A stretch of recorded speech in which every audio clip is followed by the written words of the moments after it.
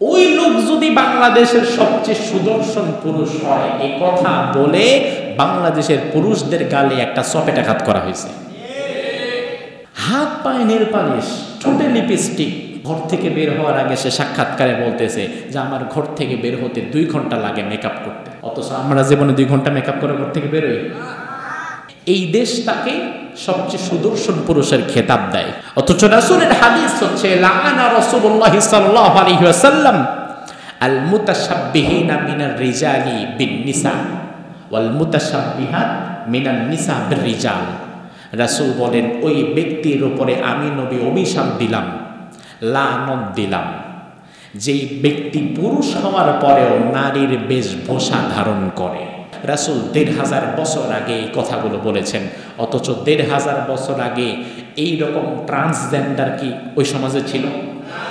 কোনো মানুষ জাহিলি যুগে লিপস্টিক পরে ঘুরত না, কিন্তু রাসূল ওই যুগে বসে যখন এই কথা বলেছে তখন সাহাবীরা হয়তো এই কথার মর্মার্থ খুব একটা ভালো বুঝতে পারেন নাই, কিন্তু বিশ্বাস করেছেন যে রাসূল যেহেতু বলেছেন কোনো না কোনো জায়গায় বা কখনো না কখনো হয়তো এমন কিছু হতে পারে, তবে আমরা দেখতেছি না। কিন্তু ১৫০০ বছর আগে রাসূল যেটা বলেছে ১৫০০ বছর পরে এটা আমরা দেখতেছি না।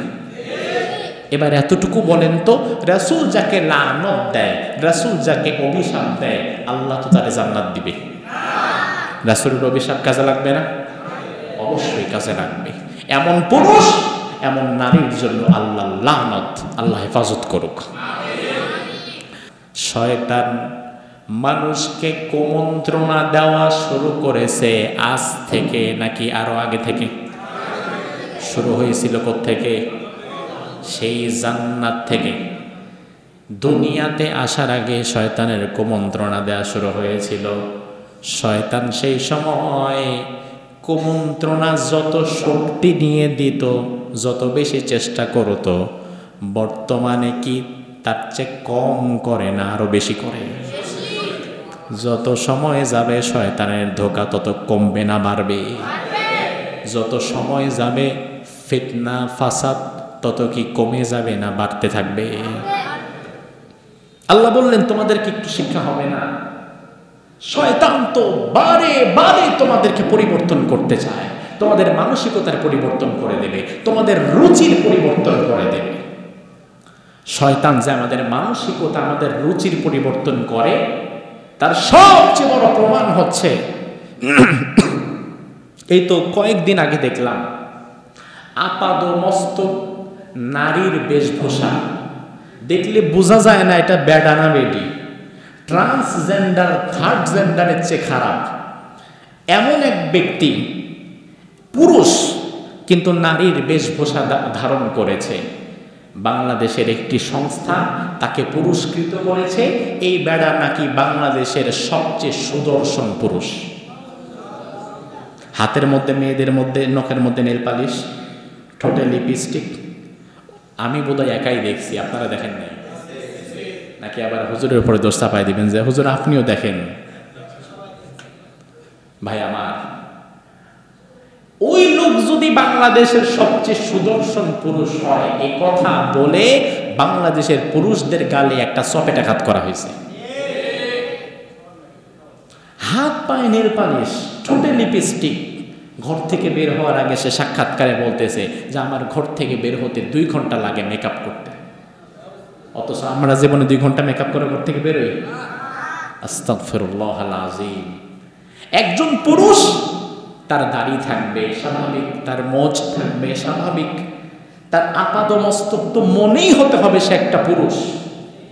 কিন্তু পুরুষ দেখা যদি বেডির মতো লাগে, আবার এমন বেডি যেটা পরিপূর্ণ বেডিও না, রাস্তায় মাঝে মাঝে গাড়ির সামনে যারা হাততালি দেয় এমন হাফ লেডিসের মতো।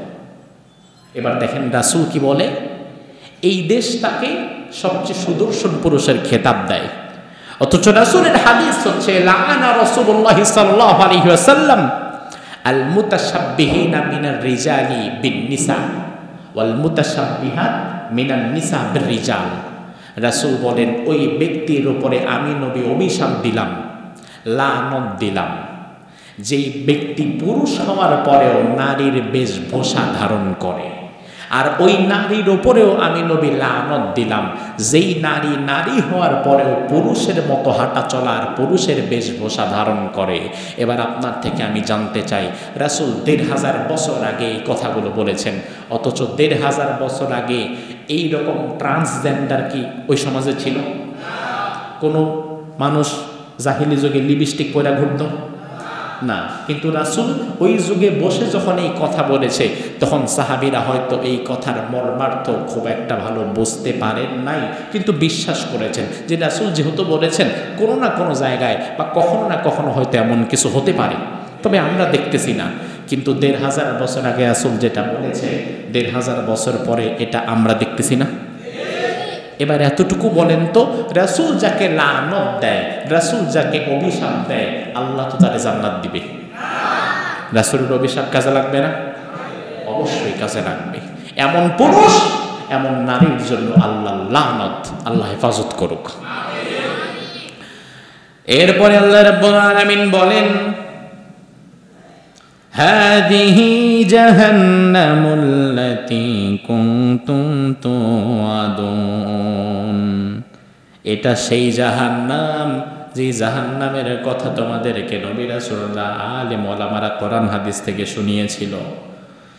ইসলাউহাল ইয়াওমা বিমা কুনতুম তাকফুরুন, দুনিয়াতে জাহান্নামের কথা শুনে, জাহান্নামের আয়াত এবং জাহান্নামের হাদিস শুনে বিশ্বাস করে না, এগুলোকে নিছক গাল গল্প মনে করে এমন কিছু মানুষও আছে।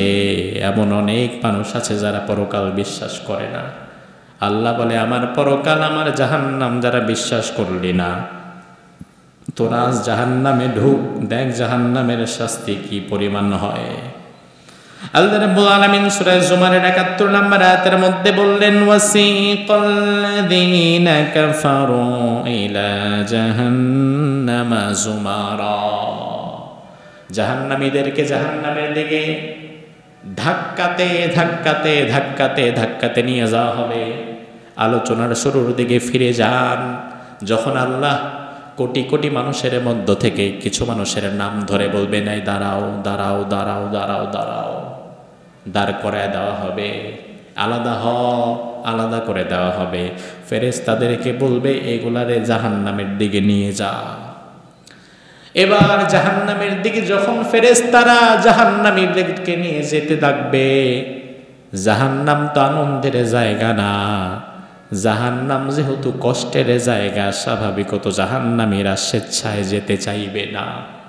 2 কদম হাঁটার পরে আবার বসে পড়বে।